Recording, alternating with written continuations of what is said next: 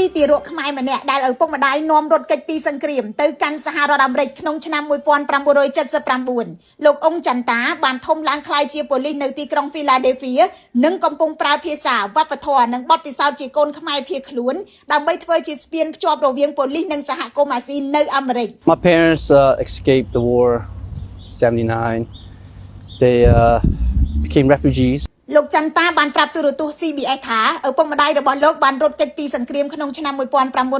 1979ហើយពួកគាត់បានក្លាយជាជនភៀសខ្លួនលោកចន្ទាបានធំលូតលាស់នៅអាមេរិករហូតដល់បានចូលបម្រើការនៅក្នុងកងប៉ូលីស Philadelphia គិតត្រឹមពេល CBS ផ្សាយរឿងនេះនៅថ្ងៃទី9ខែឧសភាឆ្នាំ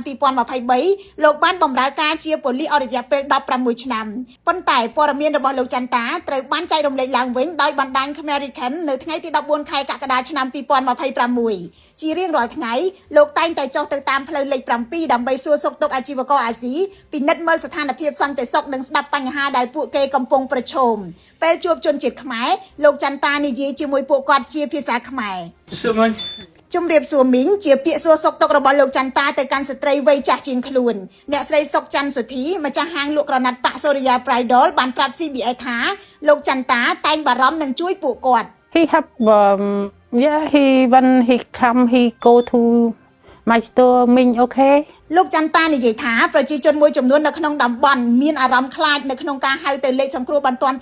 911ព្រោះពួកគេមិនស្ទាត់ជំនាញភាសាអង់គ្លេសប៉ុន្តែពួកគេមានភាពកក់ក្ដៅក្នុងចិត្តនៅពេលដែលប្រាប់បញ្ហាទៅលោកដោយផ្ទាល់ការយកចិត្តទុកដាក់លើពលរដ្ឋសហគមន៍បានធ្វើឲ្យលោកចន្ទាក្លាយជាមនុស្សដែលសហគមន៍កោតសរសើររហូតបានពានរង្វាន់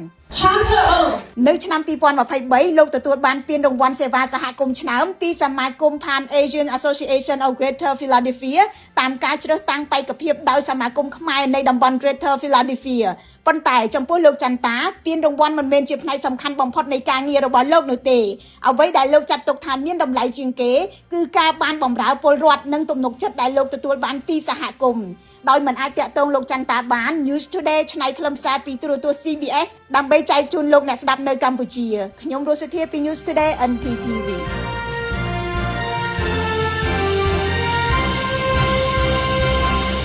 សាកលវិទ្យាល័យ CUS នៅតែបន្តទទួលចុះឈ្មោះចូលរៀនថ្នាក់បរិញ្ញាបត្រនិងថ្នាក់បរិញ្ញាបត្ររងជារៀងរាល់ថ្ងៃសិក្សាជាមួយនឹងសាស្ត្រាចារ្យមានសមត្ថភាពខ្ពស់បំពាក់សម្ភារៈសិក្សាទំនើបៗនិងផ្ដល់ជូនអាហារូបករណ៍តាមនីតិពិសេសផងដែរ